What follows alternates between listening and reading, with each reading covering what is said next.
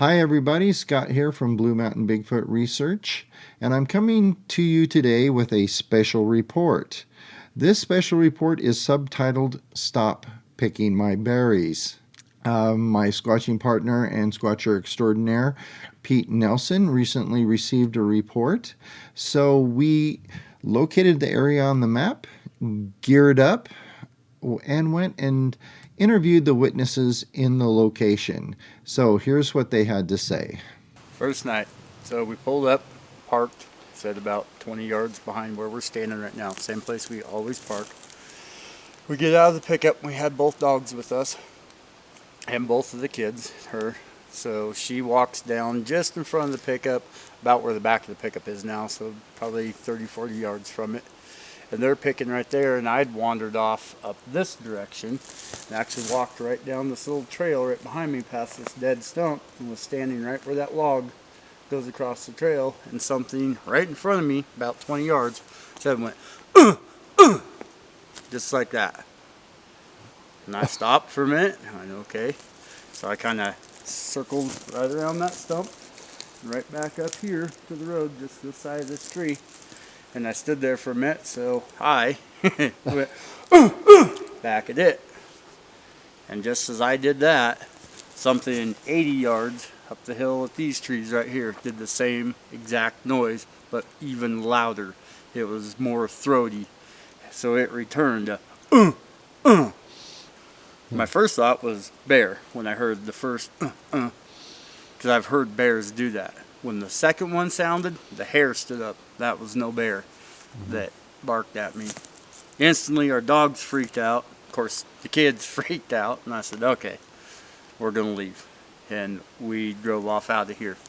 Came up 7 days later and pulled in, parked in the exact same spot. And this is all, well, we had the girls, so the first night was probably 9 o'clock at night.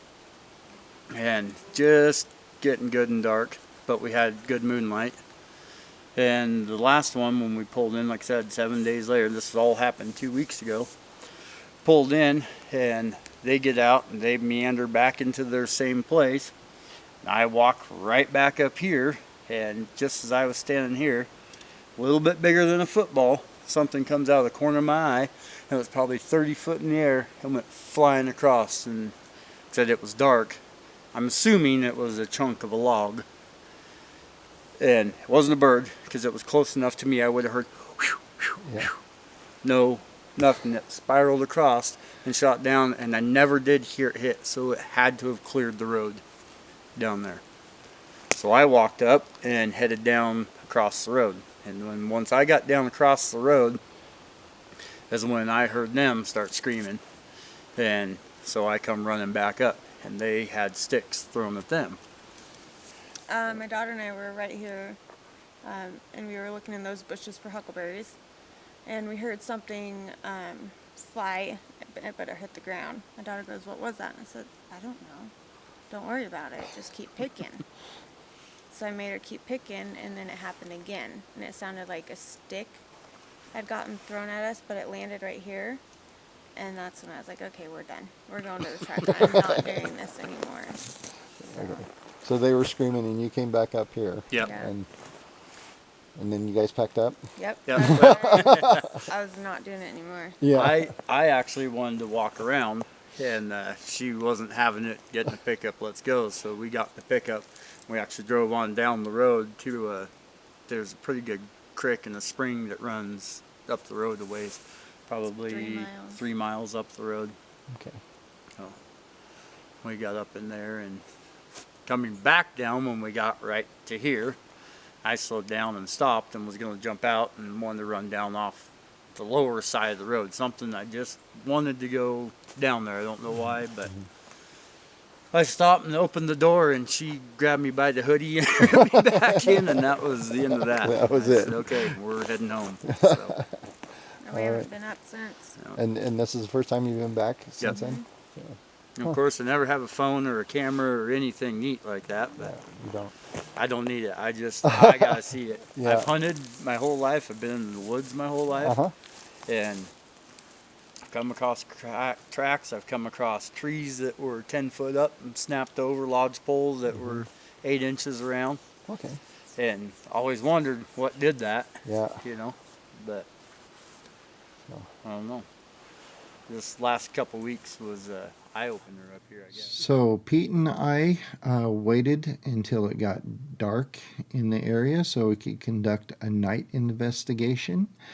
And I want to point something out to you. If you have never spent an evening in the woods in the dark with night vision of any sorts, it's amazing how many bats fly by your head in the middle of the night when you don't even know it. A lot of times, sometimes you can hear them fly by, but a lot of times you don't. So this is just a few seconds here, and there's a whole bunch of bats just buzzing us all night. Something interesting that happened later that evening is we filmed this deer. And you can see the eyes there looking at us. You can hear me talking in the background there.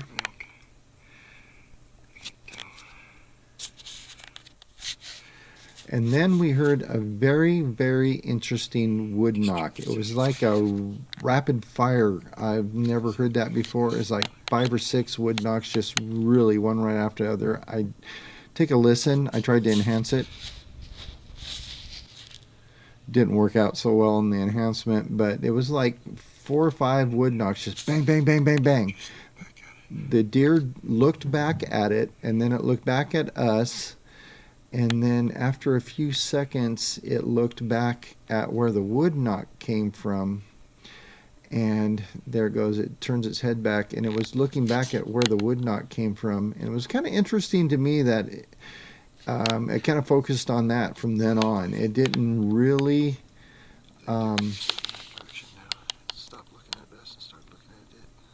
yeah, the deer started...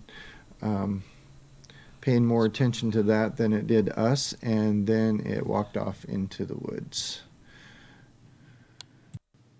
Probably about 5 minutes prior to those rapid fire wood knocks, and then when we saw that deer, we had been knocking on the trees, and here's what our recorder picked up, and this was us.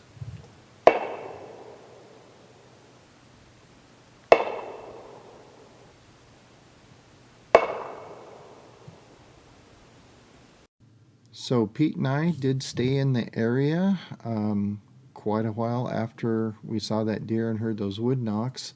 We did some whoops and some more tree knocks and really didn't get any answers. So we stayed out until it was pretty close to 10 o'clock at night before we decided to start driving out of the mountains. It was about a 2-hour drive to get home because we both had to work the next day. But we did leave an audio recorder out all night long. And other than wind blowing and planes flying over, we did catch one thing that was very, very interesting. Here it is for you right now.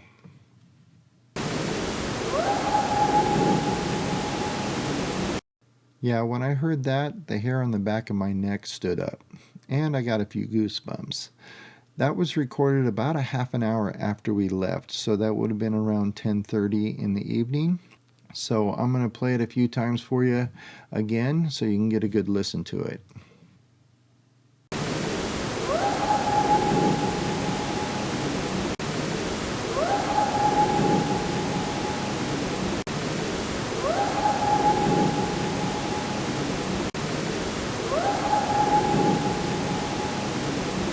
So that's it for our special report. I hope you enjoyed this. And as always, like and subscribe and do all that YouTube stuff. Keep it squatchy.